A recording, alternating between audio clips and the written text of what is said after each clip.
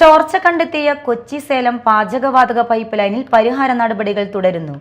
Vayalur Puzhampallam 12 kilometre ഭാഗത്തെ പൈപ്പിലുണ്ടായിരുന്ന പാചകവാതകം KSPP ലിമിറ്റഡിന്റെ കൊച്ചി ഉദയംപേരൂരിലെയും പാലക്കാട് കഞ്ചിക്കോട്ടെയും പ്ലാന്റുകളിലേക്ക് എത്തിച്ചു കഴിഞ്ഞു. ഞായറാഴ്ച വൈകിട്ടോടെ പൈപ്പ് ലൈനിലെ ചോർച്ച പരിഹരിച്ച് വാതക വിതരണം പുനരാരംഭിക്കാൻ കഴിയുമെന്നാണ് അധികൃതരുടെ പ്രതീക്ഷ. ചോർച്ച കണ്ടെത്തിയ കൊച്ചി സേലം പാചകവാതക പൈപ്പ് ലൈനിൽ പരിഹാര നടപടികൾ തുടരുന്നു. വയലൂർ പുഴമ്പള്ളം 12 കിലോമീറ്റർ ഭാഗത്തെ പൈപ്പിലുണ്ടായിരുന്ന പാചകവാതകം KSPP ലിമിറ്റഡിൻ്റെ കൊച്ചി ഉദയംപേരൂരിലെയും പാലക്കാട് കഞ്ചിക്കോട്ടെയും പ്ലാന്റുകളിലേക്ക് എത്തിച്ചു കഴിഞ്ഞു. വെള്ളമുയർന്ന മർദ്ദത്തിൽ പമ്പ് ചെയ്താണ് ഗ്യാസ് തള്ളി നീക്കിയത്. നേരത്തെ മരത്താക്കര പുഴമ്പളത്തു നിന്ന് പാലക്കാട്ടേക്ക് പമ്പ് ചെയ്തു നീക്കാനുള്ള ശ്രമം കുതിരാൻ ഭാഗത്തെ ഉയരക്കൂടുതൽ മൂലം പരാജയപ്പെട്ടിരുന്നു.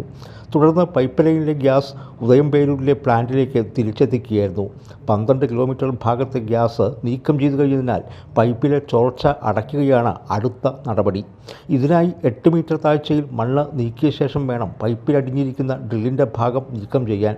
ഞായറാഴ്ച വൈകിട്ടോടെ പൈപ്പ് ലൈനിലെ ചോർച്ച പരിഹരിച്ച് വാതക വിതരണം പുനരാരംഭിക്കാൻ കഴിയുമെന്നാണ് അധികൃതരുടെ പ്രതീക്ഷ. KSPPL കമ്പനിയുടെ നെല്ലായി വയലൂരിലെ വാൽവിലൂടെ ഗ്യാസ് തള്ളി നീക്കുന്നത് വെള്ളിയാഴ്ച പുലർച്ചെ പൂർത്തിയാക്കിയിരുന്നു.